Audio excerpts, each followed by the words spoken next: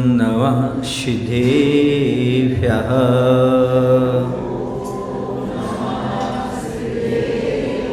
ॐ नमः सिद्धेभ्यः। ॐ नमः सिद्धेभ्यः।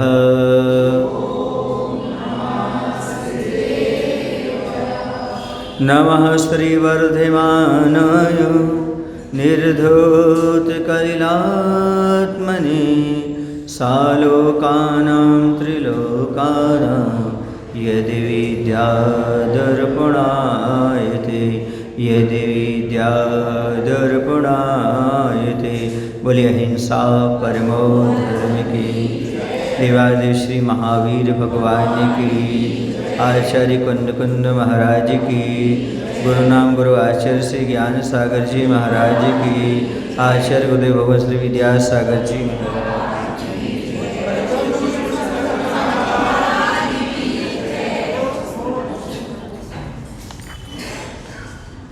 जो रूप रस गंध से रहित आत्मा को चाहते हैं वह बाहरी श्रृंगार को नहीं चाहते। आवरण और आवरण दोनों नहीं चाहते। आवरण अर्थात वस्त्र और आवरण अर्थात आभूषण। इसलिए दिगंबर साधु इन सभी श्रृंगारों से ऊपर उठ करके आत्मा का श्रृंगार करते हैं। इसलिए वस्त्र और आभूषण को स्वीकार नहीं करते हैं, क्योंकि वह आत्म राम का श्रृंगार करते हैं, इस चाम का श्रृंगार नहीं करते। जो चाम का श्रृंगार करते हैं उन्हें आवरण और आभूषण की आवश्यकता पड़ती है, लेकिन जो आत्म राम का श्रृंगार करते हैं उनके पास आभरण और आवरण की आवश्यकता नहीं पड़ती। वो निरावरण हुआ करते हैं, दिगंबर हुआ करते हैं। ऐसी बात यहाँ पर कही जा रही है कि हमारे लिए अब और कुछ नहीं, एक ही प्यास है, एक ही ज़रूरत है मात्र कि हमारे लिए मात्र आत्मा का श्रृंगार मिले। रस रसायन की यह ललक और चखन, पर परायण की यह परख और लखन कब से चल रही है यह उपासना वासना की। कह रहे हैं कि अनादिकाल से संसारी प्राणी क्या करता आया है? रस को चखता आया है, दूसरों को परखता आया है और दूसरों में इंटरेस्ट लेता आया है। ये कब तक चलती रहेगी? आखिर यही कब तक पंचेंद्र के विषयों में ही आनंद मानता रहेगा संसारी प्राणी। यह चेतना मेरी जाया जाई है, दर्श में बदलाहट काम नहीं, अब राम मिले। यह चेतना मेरी अब क्या कहती है कि जाया चाहती है, दर्श में बदलाहट काम नहीं, अब राम मिले। मेरी चेतना सही जीवन साथी को चाहती है और दृष्टि में बदलाहट भी चाहती है, परिवर्तन चाहती है। अब आत्म राम मिले, विषय वासना काम की चाहे नहीं इस मन को। अब यहाँ पर 3 बातें कही जा रही हैं, बहुत महत्वपूर्ण बातें हैं। पहली बात है, अब मेरी आत्मा जो है वह और कुछ नहीं चाहती। यदि चाहती है तो जीवन साथी को परिवर्तित करने की चाहती है। अभी तक जीवन साथी वो मिले हैं जिन्होंने काम भोग विषयों में लगाया है, शरीर का उपभोग करना सिखाया है। अब मुझे ऐसा जीवन साथी चाहिए जो शरीर को इग्नोर करके आत्म तत्व की ओर ले जा सके, जो हमें आत्मा का भान करा सके, अर्थात जो हमें इस चाम से उठा करके आत्म राम से मिला सके। वह है हमारे गुरु। अब जीवन साथी नहीं, हमें गुरु चाहिए। अब जीवन साथी की जरूरत नहीं है, अब गुरु की आवश्यकता है। और वो गुरु जो हैं जो हमें शरीर से ऊपर उठा करके आत्म से मिलाने वाले हैं। हमारे लिए वह चाहिए, ये नहीं चाहिए हमारे लिए जो विषय वासनाओं में लगाते हो, भोग विषयों में लगाते हो। ऐसे जीवन साथी नहीं चाहिए जो इन सबसे बचा करके, पाप से बचा करके, शरीर से दूर हटा करके आत्मा की ओर ले जाएं। ऐसे गुरु महाराज हमारे लिए चाहिए। दूसरी बात कही जा रही है, इसके साथ साथ हमें दृष्टि में बदलाहट चाहिए। दृष्टि में परिवर्तन चाहिए। अभी दृष्टि जो रही राग की रही, पंचेंद्रिय विषयों में सुख खोजने की रही।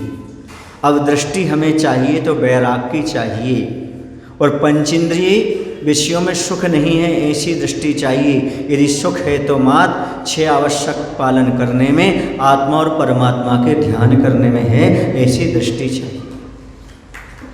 अभी तक हमारी दृष्टि जो है उलझी रही कि हमारे लिए पंचेंद्रिय विषयों में सुख है, खाने पीने में मौज उड़ाने में सुख है। अभी दृष्टि का परिवर्तन चाहिए। खाने पीने मौज उड़ाने में सुख नहीं है, बल्कि इन सबको त्याग करके भगवान की पूजन, अभिषेक में, दान में, 6 आवश्यक पालन करने में सुख है, ऐसी दृष्टि चाहिए। ऐसी दृष्टि प्रदान करो भगवान। हमारी दृष्टि का परिवर्तन, राग हमें दुख देता है, वैराग हमें सुख देता है, ऐसी दृष्टि चाहिए। अभी तक ये सोचते रहे आत्म के हेतु विराग ज्ञान ते लखें आपको कष्टदान। जो आत्म के हितकारी वैराग ज्ञान है उनको हम कष्ट वाले समझते आए, हमें कष्ट वाले नहीं समझना। ये आत्म के हेतु हैं हमारे लिए, ऐसी बुद्धि दे दो, ऐसी दृष्टि का परिवर्तन कर दो। उपवास करने से दुख नहीं होता, सुख मिलता है, शरीर स्वस्थ होता है, ऐसी दृष्टि दे दो। व्रत नियम का पालन करने से हमारा शरीर नहीं सूखता, बल्कि शरीर को सुख मिलता है, ऐसा हमें विश्वास जगा दो भगवान, ऐसी दृष्टि दे दो। ये भोग विनाश के कारण है, भोग हमें रोग देते हैं, ऐसी दृष्टि दे दो, बल्कि योग लगाना सीख जाए, ऐसी शक्ति दे दो। भोग भोगना छोड़ दो, भोग भोगना छोड़ दो, भोग से रोग होए, और योग लगाना सीख लो, रोग पलायन होए। हमें भोग भोगना छोड़ दें, हम ऐसी दृष्टि दे दो, और योग लगाने की दृष्टि दे दो। क्योंकि जब हम भोग भोगते हैं तो रोग होते हैं, और जब हम योग करते हैं तो हमारे रोग समाप्त हो जाते हैं। इसलिए आजकल योगा चल रहा है। क्यों? क्योंकि स्वास्थ्य लाभ के लिए योगा चलता रहता है। क्योंकि स्वास्थ्य चाहते तो भोग नहीं, अब योग, और योगा करने वाले को परहेज बताया जाता है। क्यों? क्योंकि जब भी चाहे शरीर का योगा करो, चाहे आत्मा का योगा करो, आपको पंचेंद्रिय के विषयों से तो परहेज करना ही पड़ेगा, करना ही पड़ेगा। जो भी महान महान योगा होते हैं, महान महान ऑपरेशन होते हैं, शल्य चिकित्सा होती है, उन सब में भूख प्यास को सहन करना पड़ता है। जब पेट का ऑपरेशन करने के लिए पेट में भोजन नहीं डाला जाता है, तभी ऑपरेशन होता है। वैसे आत्मा का ट्रीटमेंट करने के लिए, आत्मा का ऑपरेशन करने के लिए उपवास के साथ सामयिक पर बैठना पड़ता है। 48 मिनट, 1.5 घंटे, 2 घंटे 24 मिनट, तभी आपका ऑपरेशन आत्मा का सक्सेस होता है। अशुद्धियाँ बाहर निकलती हैं। 2.5 घंटे का ऑपरेशन है आत्मा का। शरीर का भी हो सकता है, लेकिन आत्मा का, क्योंकि 2.5 घंटे सामयिक करो, तब आपके अंदर की विकारी भाव, विकार की गांठें बाहर निकलेंगी। ये चिकित्सा जैन दर्शन की है। सामयिक एक चिकित्सा है, आपके मन का ऑपरेशन कर देता है, वो मन की चिकित्सा की जाती है। इसलिए मन के चिकित्सक होते हैं जो सामयिक का उपदेश देते हैं। इसलिए इस चीज़ को समझो, हमारी दृष्टि का परिवर्तन हो जाए, ये कहा जा रहा है। और विषय वासना नहीं चाहिए, काम नहीं चाहिए। हमें तो कामना नहीं, वासना नहीं, प्रभु की उपासना चाहिए, या आत्मा की साधना चाहिए। ये दृष्टि परिवर्तन हो जाता है तो आदमी वासना से उठ करके फिर उपासना की ओर आ जाता है। दृष्टि का परिवर्तन बहुत महत्वपूर्ण है। दृष्टि का परिवर्तन हो गया तो सृष्टि का परिवर्तन हो गया। जैसे आपकी दृष्टि बदली, वैसी सृष्टि बदल जाती है। जैसा आपका चश्मा होता है, वैसे पदार्थ दिखाई देने लगता है। जैसे आपकी दृष्टि होती है, वैसे आपको हर चीज़ दिखाई देने लगती है। राग की दृष्टि है तो हर पदार्थ में राग दिखेगा, वैराग की दृष्टि है तो वैराग दिखेगा। इसलिए अब हमारी दृष्टि का परिवर्तन कर दो भगवान, और विषय वासनाओं से छुड़ा करके भगवान की उपासना में और आत्मा की साधना में लगा दो। भगवान प्रार्थना करो भगवान से हाथ जोड़ करके, हे भगवान मेरी दृष्टि का परिवर्तन कर दो, पंचेंद्रिय विषयों से दृष्टि हटा दो, आत्मा और परमात्मा पर दृष्टि लगा दो। अब विषय वासनाओं की चाहे मुझे नहीं चाहिए, हमें आत्मा की आराधना और आत्मा की साधना में लगा दो। अब मुझे शरीर के चाम की आवश्यकता नहीं, अब आत्म राम की खोज में हमारी बुद्धि लगा दो, हमारी बुद्धि लगा दो। हे भगवान, ऐसी प्रार्थना करो भगवान से। और कुछ चाहे मत करो भगवान से, संसार के विषयों की चाहे मत करो, पंचेंद्रिय विषयों की चाहे मत करो। इसमें अनादिकाल बीत गई, चाहते चाहते जीवन बर्बाद हो गया, शरीर भी बर्बाद हो गया, बुद्धि भी भ्रष्ट हो गई। इससे ऊपर उठने का प्रयास करो। और आगे कहते हैं, कितनी तपन है यहाँ, बाहर और भीतर ज्वालामुखी हवाएं ये, जल सी गई मेरी काया, चाहती है स्पर्श में बदलाहट, घाम नहीं अब धाम मिले। और कहा जा रहा है कि बाहर चल रही विषयों की गरम गरम हवाओं से मेरी यह देह जल सी गई है। अब धूप नहीं, शांति की छाँव से परिपूर्ण स्थान शिवधाम मिले। आचार्य कहते हैं, विषयों की याद सड़ी गली धूप सी जान सी लेती। जो आदमी को विषय वासनाएं सताती हैं, काम वासना सताती है, जब स्त्री पुरुष के संयोग की भाव होती हैं, संयोग मिल जाए, तब आदमी के अंदर ज्वाला रहती है अंदर। उसे भोजन नहीं रुचता, उसे किसी काम में मन नहीं लगता, क्योंकि उसे काम का नशा चढ़ जाता है। तो जैसे सड़ी गली धूप, कुंवार के महीने की सड़ी गली धूप, जैसे आदमी को खाए तो खाने नहीं देती, उपवास कर तो उपवास नहीं करने देती, पेट गड़बड़ होता है, बुखार सा बना रहता है, हरास से बनी रहती। इसी प्रकार से जो व्यक्ति ये काम वासना के नशे में आ जाता है, उसकी दशा भी ऐसी लगती है जैसे लू लपटें लग रही हो, उसको ऐसी दशा हो जाती है। इसलिए करे इससे हमें बचाओ भगवान। क्यों? क्योंकि अभी हमें वासना की लपटें बहुत परेशान कर चुकी हैं, हम बहुत दुखी हो चुके हैं। हमें शांति की छाँव दो, हम विषय वासना से ऊपर उठ सकें, ऐसी शांति प्रदान करो हमारे लिए। और शांति कहाँ मिलेगी? प्रभु और गुरु की उपासना करो, यही सबसे बड़ी छाया है। यहाँ बैठ जाओ, आपके लिए शांति। 3 प्रकार के लोग संसार में होते हैं। एक वो होते हैं जो काम वासना में लिप्त रहते हैं, दूसरे वो होते हैं जो भगवान की उपासना में रहते हैं, तीसरे वो होते हैं जो प्रभु की और आत्मा और परमात्मा की साधना में लीन रहते हैं। तो यहाँ पर यही कहा जा रहा है, अनादिकाल से हम इस प्रकार के रहे हैं कि हम वासनाओं में लीन रहे हैं, इसलिए हमेशा हम दुखी बने हुए हैं। समझो जो वासनाओं में पड़े हैं वो कड़ी धूप में लपटें खा रहे हैं, अपने शरीर और मन को व्याकुल कर रहे हैं। लेकिन जो भगवान के चरणों में, गुरु के चरणों में आत्मा की, परमात्मा की साधना उपासना कर रहे हैं, वो घनी बट वृक्ष की छाँव में बैठे हुए हैं। ऐसा आप उसे प्रतीत करो, महसूस करो ऐसा, तभी आप वासनाओं से बच सकते हो, वरना नहीं। क्यों? प्रतीक्षा तो कर रहे हो। वरम व्रतई परम दैवम ना व्रतैवर नारकम छाया तपस्थयोर्भेदा प्रतिपाल यथोर्मान। 3 नंबर की गाथा है इष्टोपदेश में कि जो व्रती लोग हैं वह भी मोक्ष का इंतजार कर रहे हैं, कब मोक्ष मिलेगा, और अवृत्ति भी इंतजार कर रहे कब मोक्ष मिलेगा। लेकिन अवृत्ति ऐसा समझो कि धूप में खड़ा खड़ा इंतजार कर रहा है, और वृत्ति छाया में बैठ करके इंतजार कर रहा है। इतना अंतर है, वृत्ति और अवृत्ति में इतना ही अंतर है। एक छाया में बैठ करके इंतजार कर रहा है वो वृत्ति है, और एक धूप में इंतजार कर रहा है वो अवृत्ति है। आप लोग कौन हो? अवृत्ति। कैसे हो? धूप में, सड़ी गली धूप में बिल्कुल कुमला गए, सूख सूख के सोंठ और छुआरी हो गए, लेकिन सुख बिल्कुल भी नहीं मिला। समझ रहे ना? वृत्तियों से पूछो, वो घनी छाँव में हैं, आनंद का अनुभव कर रहे हैं, आनंद का अनुभव कर रहे हैं वो वृत्ति लोग। और दूसरी बात बता दूं, एक मजदूर है और एक मालिक है। वृत्ति जो है वह मालिक है, और मजदूर कैसा है? वह आवृत्ति मजदूर है।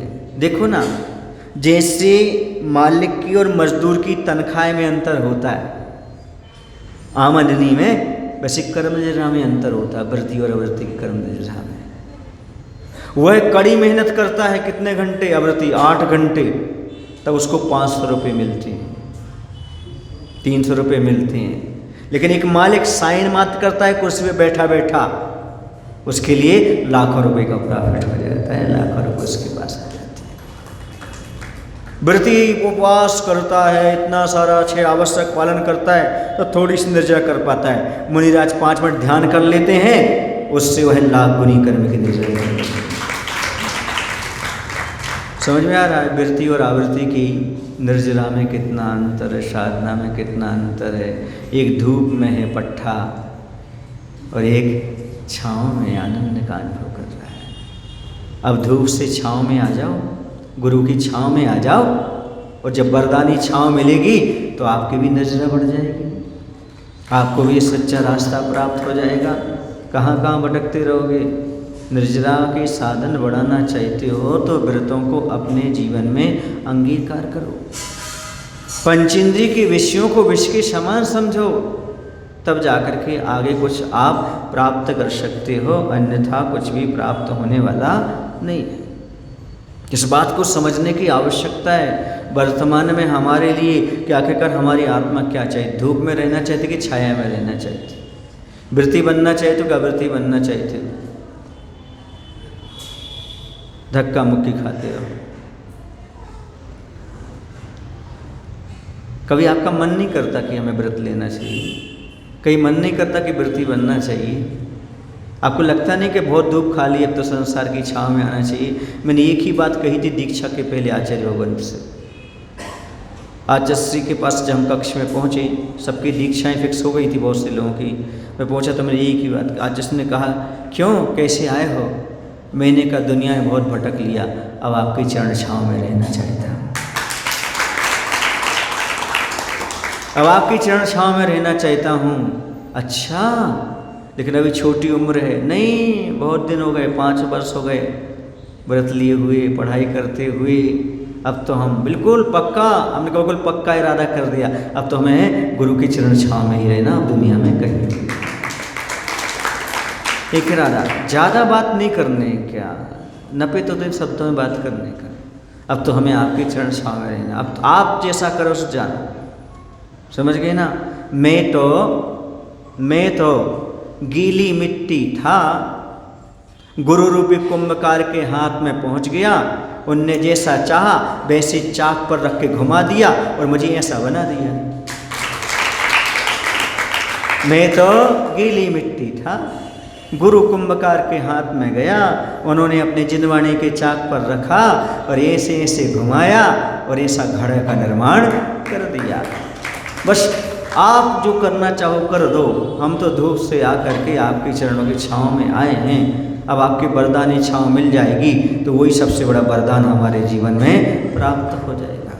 ऐसी भावना गुरु और प्रभु के चरणों में भाव कि भगवान आपके अलावा नहीं त्रात्रा नहीं त्रात्रा नहीं त्रात्रा जगत, आपके अलावा कोई हमारा संसार में रक्षक है ही नहीं, ना था है और ना रहेगा। आप जैसा चाहो वैसा गढ़ दो, ये अनगढ़ पत्थर के लिए। ऐसी प्रार्थना वह मिट्टी भी कह रही है, ऐसी भावना वहाँ पर चल रही है। अब आगे क्या होता है तो कह रहे हमें अब घाम नहीं धाम चाहिए। घाम मतलब संसार में भटकन नहीं चाहिए, अब तो एक ठिया चाहिए, ठिकाना चाहिए। हाँ, क्योंकि गुरु वो होते हैं जिनका कोई पता नहीं होता, आज यहाँ है कल वहाँ है। गुरु वो होते हैं जिनका कोई पता नहीं होता, आज यहाँ है कल वहाँ होते हैं, पर जब भी बात करते तो पते की बात करते हैं। गुरु वो होते हैं जिनका कोई ठिकाना नहीं होता, आज यहाँ है कल वहाँ है परसों वहाँ है, लेकिन बात हमेशा ठिकाने की करते हैं, ठिकाने पर लगाने की करते हैं। गुरु कभी अपने अंदर दुनिया नहीं रखते, गुरु कभी अपने आप अंदर दुनिया नहीं रखते, लेकिन जो उनको अपने हृदय में रख देता है दुनिया उसके सामने आ जाती है, नतमस्तक हो जाती है। गुरु तत्व का महत्व समझो, जिसने गुरु के महत्व को समझ लिया, समझो अपने जीवन में गुरुतम काम कर लिया, बहुत बड़ा काम कर लिया उसने। उनकी चरण छाँव प्राप्त हो जाए तो सारे काम अपने आप होते चले जाते। अब हमें नहीं चाहिए ये सब चीज़, क्या मिलेगा इन सब से? पंचेंद्र के विषयों में मिला क्या आज तक? रोते भटकते चिल्लाते रहे, धूप में कुछ भी नहीं मिलता, लेकिन संसारी प्राणी को पता नहीं कहाँ से उसमें आनंद आता है, कैसा रस आता है, छूटता नहीं। ये अनादि के संस्कार हैं। अभी भगवान महावीर पुराण पर हम आप लोगों के सामने महावीर कथा की बात करना चाहेंगे। उसमें बहुत अच्छी अच्छी बातें मिली हमें। एक तो एक बहुत अच्छी चीज़ मिली, मिथ्या तप तपने वाला भी स्वर्ग के सुख को प्राप्त कर रहा है। तपस्या कभी निरर्थक नहीं है। मिथ्या तप तप रहा है तो अभी कहाँ जा रहा है? स्वर्ग के सुख। और तप नहीं तप रहा है तो नरक जा रहा है। भले कोई भी तप रहा है, माने तप निरर्थक नहीं है। यानी अच्छी दिशा में उठाया कदम, भले गलत चल रहा है पर अच्छी दिशा में चल रहा है तो ध्यान रखो वह भी कार्यकारी होता है। गलत दिशा में चलना अलग चीज है और सही दिशा में गलती होना अलग चीज है। क्या समझ रहे हैं आप लोग? गलत दिशा में चलना तो पूरा गलत है ही है, लेकिन सही दिशा में गलती होना अलग चीज है। यदि सही दिशा में चलते हुए गलती हो जाती है तो उससे शिक्षा मिलती है, आगे रास्ता क्लियर होता है और शिक्षा लेकर के आदमी सुधर करके और सही संगति करके भविष्य में अच्छा निर्माण कर सकता है। लेकिन जो गलत रास्ते पर गया उसका तो ठिकाना ही नहीं है। इसलिए पंचेंद्रिय के विषय तो गलत रास्ते ही हैं बंधुओं, उसको कभी मत अपनाओ, उसमें तो आपके लिए दुखी उठाना पड़ेगा। बात समझ में आ रही है आपको? इसलिए तपस्या को निरर्थक मत मानो। आपके पास ज्ञान नहीं है कोई बात नहीं है, फिर भी तप करो। गुरु ने जो कहा है वैसा करो। क्यों? क्योंकि तपस्या करना ही ज्ञान है। तपस्या करना ही ज्ञान है। समझ गए ना? आड़म ताड़म कछु न जानम। समझ गए ना? जैसे वो लिखा सेठ वचन प्रमाण, हमें कछु नहीं आओ। उनने कही नमो का नमन पढ़ो सो हम पढ़ रहे, क्योंकि सेठ जी की श्रद्धा भगवान पे है और भगवान ने ऐसा कहा।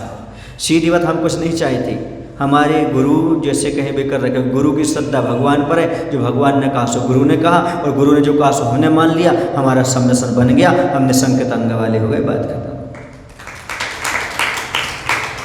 श्रद्धा अपने आप में बहुत महत्वपूर्ण, यही हमारा बेड़ा पार करने वाला है। बाकी तो समझदार में है। इन दिनों भीतरी आयाम भी बहुत कुछ आगे बढ़ा है। मनोज का ओज हुआ है, कम तो हुआ है। तत्व का मनन मथन बहुत हुआ, चल भी रहा है। अब मन थकता सा लगता है, तन रुखसा सा लगता है। अब झाग नहीं पाग मिले। क्या बात है! झाग समझते हो? झाग माने होता निस्सार वस्तु और पाग माने होता सार वस्तु। तो कहा जा रहा है इसी भी शिल्पी का भीतरी पुरुषार्थ चिंतन मनन भी बढ़ता जा रहा है। शिल्पी का भीतरी पुरुषार्थ भी बढ़ रहा है और चिंतन मनन भी बढ़ता जा रहा है। कामदेव मदन का प्रताप तेज कम तो होता ही है, और जैसे ही चीज़ें बढ़ेंगी तो काम वासना अपने आप कम होती चले। जैसा अच्छा सात्विक दिशा में मनन चिंतन चलेगा, पुरुषार्थ चलेगा, तो काम वासना तो अपने आप बेहोश पड़ जाएगी। वही उसका तेज कम पड़ गया, फीका हो गया। तत्व का विचार चिंतन मनन बहुत हुआ, अभी भी चल रहा है।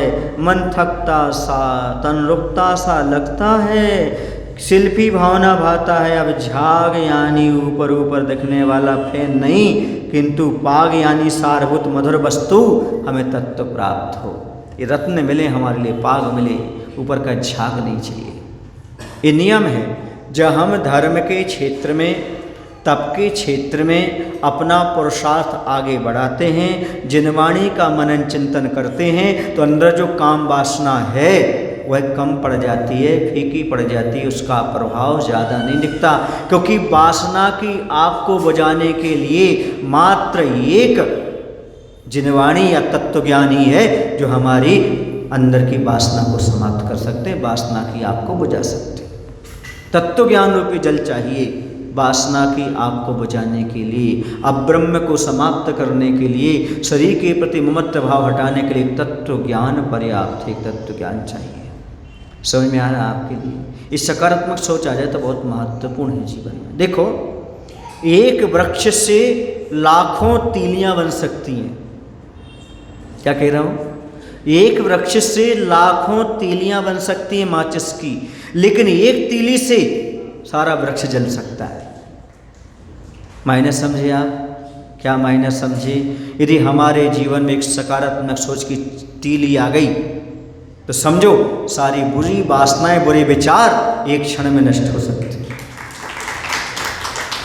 इतनी क्षमता सकारात्मक सोच में है, मनन चिंतन में। और सकारात्मक सोच, सकारात्मक मनन चिंतन यदि आएगा तो गुरुओं की वाणी से या जिनवाणी के स्वाध्याय से आएगा। और कोई भी तत्व संसार में नहीं है जो आपके लिए तीली प्रदान करता है। तो ये काम वासना अनादिकाल से हमारे साथ चल रही हैं, इसको नष्ट करो तो मात्र तत्व ज्ञान के जल से ही कर सकते हो। और जिसको तत्व ज्ञान हो जाता है वह इससे बहुत ऊपर उठ जाता है, बड़ा आनंद का अनुभव करता है, बड़ा आनंद में रहता है। आप लोगों को लगता है कि संसार की चीज़ों में सुख है, बिल्कुल नहीं है। अभी जवान लोगों को लगता है कि सुख है, बूढ़ों से पूछो, वृद्धों से पूछो, ये कह दे महाराज कुछ नहीं है, शरीर को बर्बाद करना है, समय को बर्बाद करना है, धर्म को नष्ट करना, और कुछ भी नहीं मिला। क्या मिला बुढ़ापे में? कुछ नहीं मिला। अब इनको समझ में आ रहा है। यही यदि जवानी में याद आ जाए तो ओहो कहीं नहीं, क्या फिर तो आनंद ही आनंद है।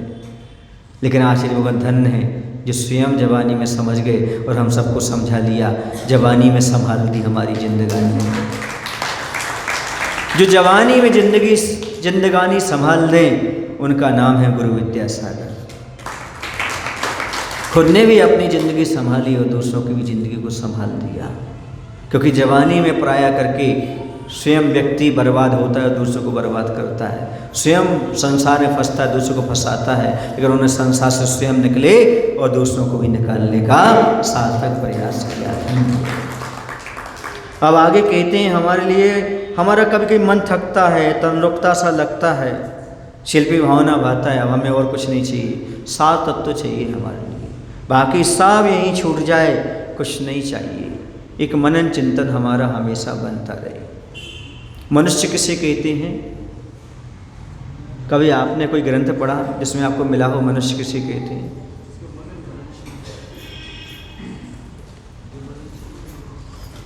इतना तो हमने बोल दिया और कई बार सुना होगा, लेकिन बहुत अच्छी परिभाषा मिलती है। मनुष्य किसे कहते हैं? तो कहते जो मन से उत्कृष्ट हो उसका नाम मनुष्य होता है। जो मन से उत्कृष्ट होता है वह मनुष्य होता है।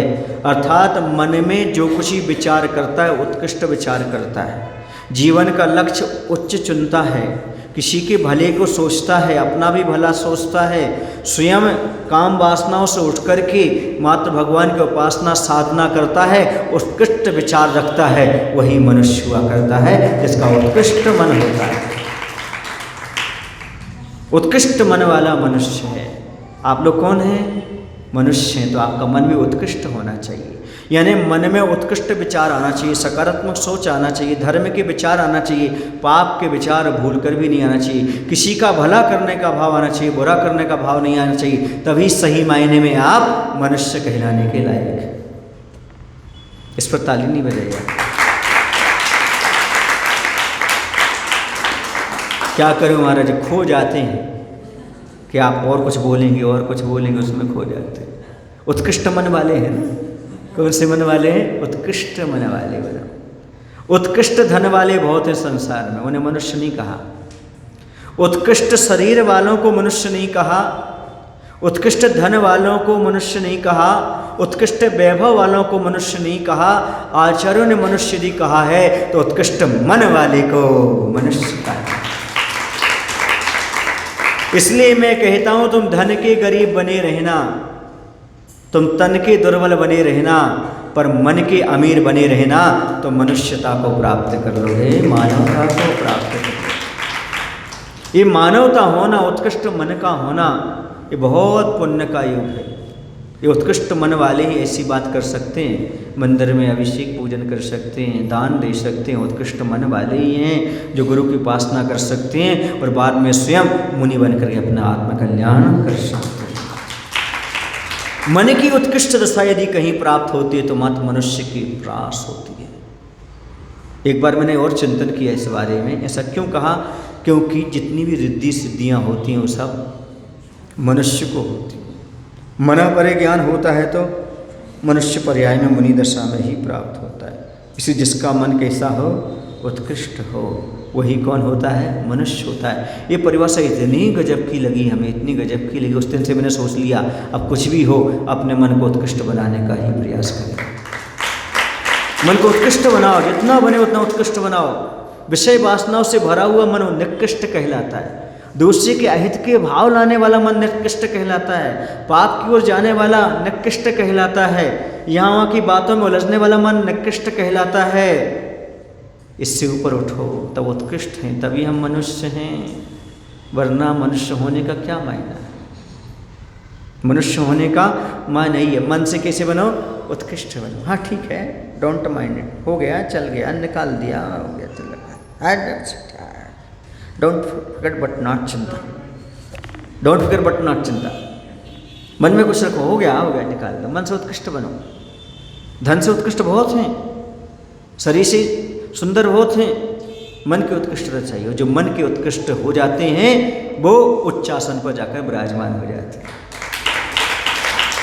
मन से उत्कृष्ट हो गए तो उच्चासन उनको मिल जाता है। इसलिए मन की उत्कृष्टता चाहिए हमारे लिए। मन की उद्दंडता आसन से गिरा देती है और मन की उत्कृष्टता अच्छे अच्छे आसन प्रदान कर देती है। एकमात्र मन से उत्कृष्ट हुआ यमपाल चांडाल। क्या मन से उत्कृष्ट हुआ? मैं चतुर्दशी को जीव को नहीं मारूंगा। ये मन की उत्कृष्टता पाली, देवताओं ने सिंहासन का निर्माण कर दिया, उसकी अर्चना करने के लिए आया। ये मन की उत्कृष्टता अपने आप में बहुत महत्वपूर्ण है। और भी बताया था हमने, मनन करे, चिंतन करे, मन जोशी का नाम, आंखें खोले पीछे जागे पशुओं जैसा काम। मनन तो करो, हम क्यों आए संसार में। चिंतन करो, हमारा क्या कर्तव्य था यहाँ आकर के।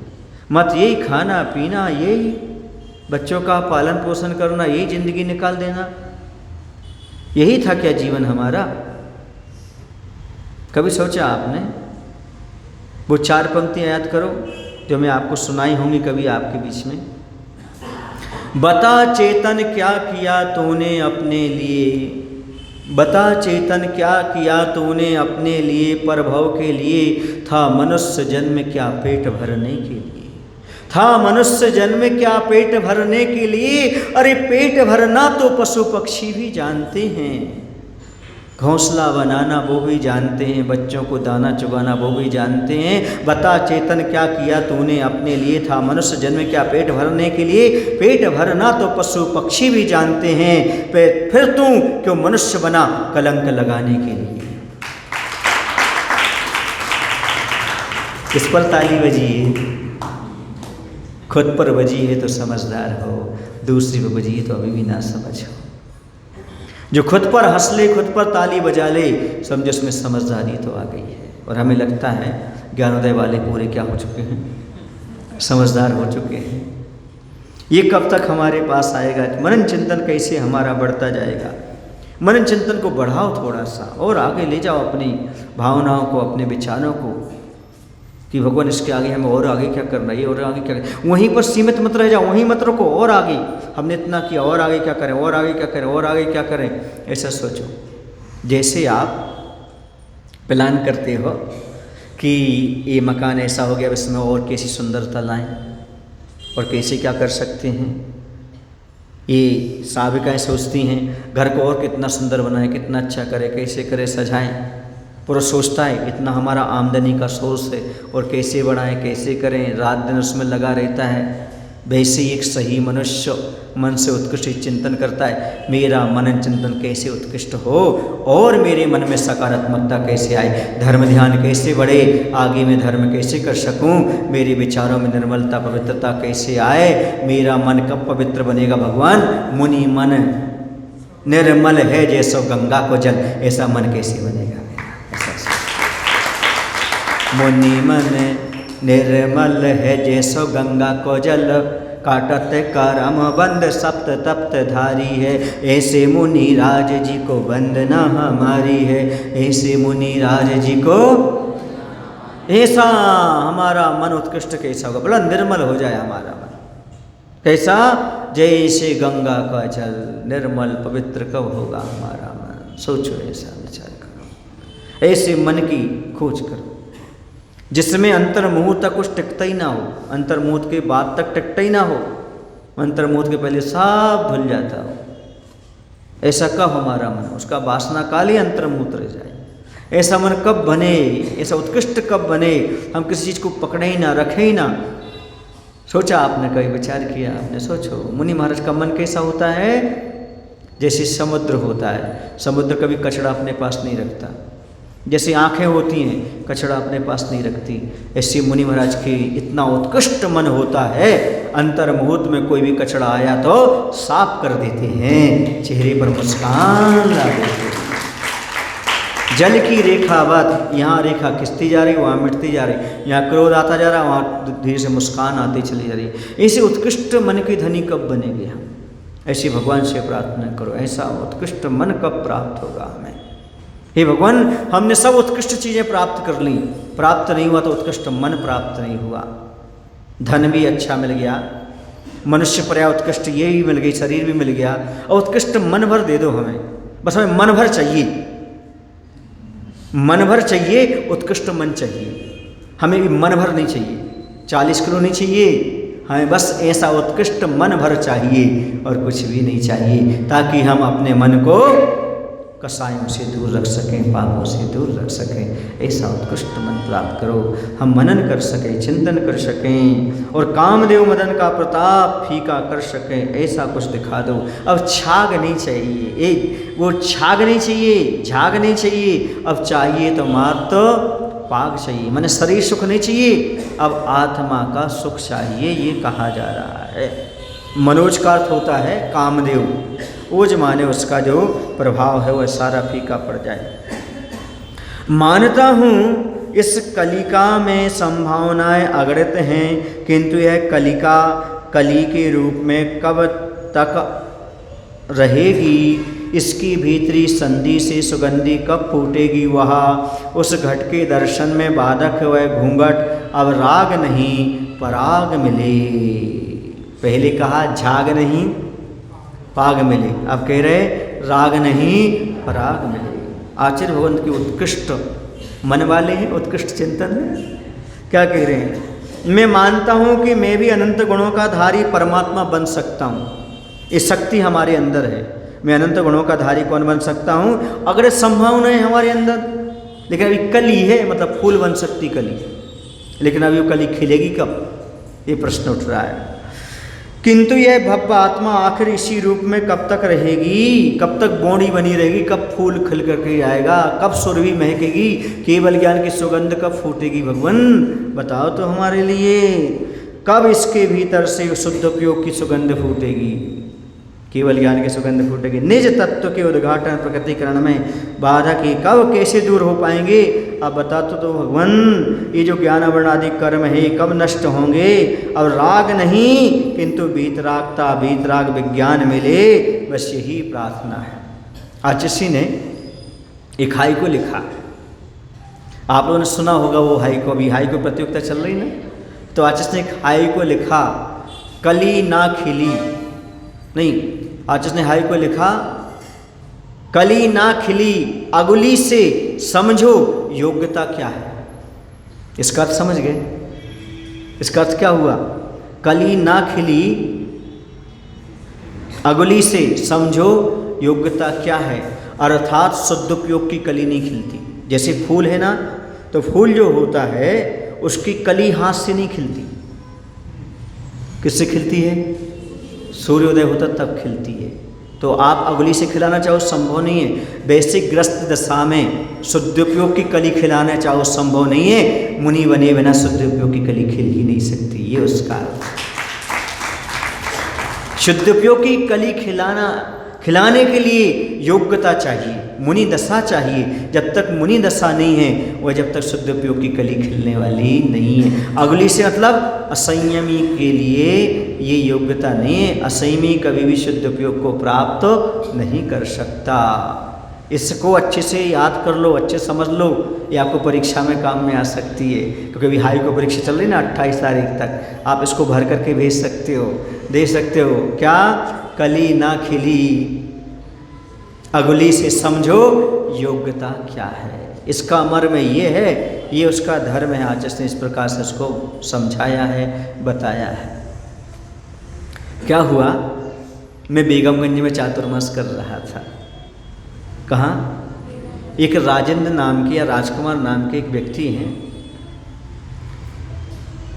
वो हमारे पास आए। स्वाध्यायशील हैं। उन्होंने हमारे पास एक बात रखी, महाराज जी क्या गृहस्थों को शुद्ध उपयोग हो सकता है? तो हमने उनसे कहा कि आचार्य ने ये हाइकु लिखी, कली ना खिली अगली से समझो योग्यता क्या है। वो अगली अपने दांत तले दबा करके रह गए जब मैंने ये बात कही। तो बोले महाराज जी आपको याद है कि आचार्य ने कहाँ बोला था ये? हमने कहा रामटेक में बोला था। बोले महाराज जी वो प्रश्न मैंने ही आचार्य से किया था। बोले आपको इतना याद है, धन्य है। बोले हमने कहा फिर तूने हमसे क्यों पूछा आचार्य से पूछने के बाद? बोले मैं तो हर साधु से प्रश्न करता हूँ। बोले मैंने कहा ये चाह रहा होगा कि मैं महाराज की तरी लूँ, अब मालूम पड़ा वो कितने गहरे पानी में, खुद को मालूम पड़ जाता है। समझ में आ रहा है आपको कि नहीं? उनका भाव ये होगा कि हमें नया नया कोई मैटर मिले, तो हमने उनको समझाया। ये आचार्य ने समझाया था कि कली जैसे अगली से नहीं खिलती, इसी प्रकार से गृहस्थ को शुद्ध उपयोग की कली नहीं खिलती। मुनि दशा यानी सूर्य अर्थात मुनि दशा प्राप्त करो, तभी आपके लिए शुद्ध उपयोग की कली खिलती हुई दिखाई देगी। अपनी योग्यता को पहचानो। आचार्य ने लिखा भी है, चांद से घिरा, चांद से घिरा नहीं, चांद तो घिरा परिवार से, सूर्य संत है या सूर्य अकेला, ऐसा लिखा। उसको और देख लेना क्या लिखा। उसका अर्थ ये है, उसका अर्थ ये होता है कि गृहस्थ जो तो परिवार से घिरा रहता है, लेकिन वो चंद्रमा के समान होता है गृहस्थ, और साधु सूर्य के समान होते हैं। जहाँ सूर्य रहता है वहाँ आसपास कोई भी नहीं रहता, वो अकेला ही रहता है। और गृहस्थ किसके साथ रहता है? परिवार के साथ। गृहस्थ कैसा है? चांद के समान, और साधु कैसा है? सूर्य के समान। और एक बार तुम सूर्य को देख लो टकटकी लगा करके, तो कुछ नहीं दिखेगा आपको। देखो ना 5 मिनट नहीं, 1 मिनट ही देख लो तो कुछ नहीं दिखेगा। ऐसे एक बार यदि साधु का प्रति समर्पण हो जाए, संसार आपको फीका प्रतीत होने लगेगा। फीका इतने छोटे छोटे सूत्र वाक्य हैं आचार्य भगवंत के हाइकु, जिसमें सारा अर्थ गर्भित कर दिया। सागर बूंद समाये जैसी बात आचार्य भगवंत ने छोटे छोटे से उन हाइकु कृति में पूरी समाहित कर दी। ये हाइकु के अर्थ हैं। समझ आ रहा है आप लोगों को? बहुत कम लोग उसके अर्थ को समझ पाते हैं। लिखा तो है, चांद तो घिरा परिवार से, सूर्य संत है। इसका अर्थ क्या है नहीं समझ पाते। कली तो कली ना खिली अगली समझे योग्यता क्या है, इसको नहीं। हाँ, और एक बात और कह रहा था मैं, आपको भूल गया वो समझाना। मैंने जो आपको समझा रहा था कि एक मजदूर की इनकम कितनी होती है? 500 रुपये। और एक मालिक की इनकम लाख रुपए होती है। ठीक है ना? ऐसे ही आवृत्ति की नजरा मजदूर जैसी है, और वृत्ति की नजरा वृत्तियों जैसी है। तो आचार्य ने इसको लिखा हाइकु में, अनजान था इसलिए मजबूरी में मजदूर था। क्या लिखा? अनजान था इसलिए मजबूरी में मजदूर था। पहले मैंने असंयम की दशा क्यों व्यतीत की? मुझे मालूम नहीं था संयमी की प्रॉफिट क्या है, इसलिए मैं अनजान में ही मजदूर था। अब तो मालिक हूं। इसका मायने समझे, लेकिन लोग उसका मायने समझ नहीं पाते। क्या है उसका? अनजान था इसलिए मजबूरी में मजदूर था। हाइकु के अर्थ सुनना है तो मुझसे सुनो, क्योंकि आचार्य ने जितने हमारे सामने लिखे हैं उनके सारे अर्थ मुझे मालूम है। क्यों मालूम है? क्योंकि पथरिया पंचकर्णक का एक संस्मरण मुझे याद आ रहा है। पथरिया पंचकर्णक हो रहा था उस समय, तो आचार्य उस समय हाइकु की रचना करते चले जा रहे थे। तो डायरी रखी हुई थी, तो मैंने आचार्य भगवान से निवेदन किया, आचार्य जी ये हाइकु जो है मैं इसको कुछ करना चाहता हूँ, इसको आगे बढ़ाना चाहता हूँ, पब्लिक में कर दूँ। तो आचार्य ने कुछ उत्तर नहीं दिया, न हाँ कहा न ना कहा, लेकिन उनका चेहरा बता रहा था कि अभी पूर्ण नहीं हुए हैं, इसलिए वो बाहर की बात नहीं कहना चाहते। समझ में आ रहा ना। तो मैं कभी कभी उनके पास बैठता था, सुबह सुबह चिंतन निकलता था आचार्य का। क्या निकलता था? तो वो हाई को सुनाते थे आचार्य चिंतन। देखो ऐसा है इसलिए मैंने इसको ऐसा लिखा, ऐसा है तो ऐसा लिखा।